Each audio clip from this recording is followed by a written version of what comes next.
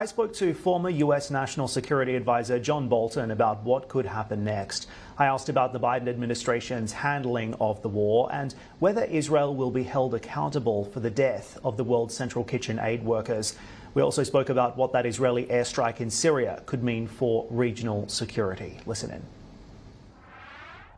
This is not a Gaza versus Israel war or a Palestinian versus Israel war or an Arab versus Israel war. This is an Iranian war against Israel, fought through terrorist proxies.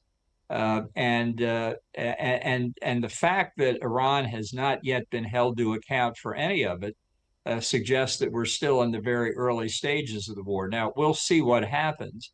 But I think if people don't see the strategic reality that Iran is drawing what it calls its ring of fire strategy around Israel, which it also calls the little Satan, through the terrorist proxies like Hamas, like the Houthi, like Hezbollah, like the Shia militia groups in Iraq and Syria, then we're not going to appreciate the difficulty not just Israel finds itself in, but many of the Arab states as well.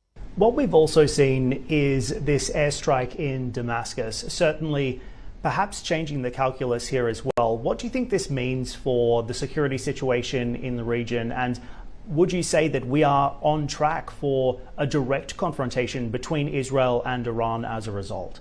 Well, I think a direct confrontation has been underway since October the 7th. And I think what Israel has done is finally somebody has crossed an Iranian red line because of the convention that diplomatic premises are territory of the embassy in question, and because Iran has violated the laws of war to the extent people care about it when Iran does it, by using a diplomatic facility as a military headquarters, which turned it into a legitimate military target.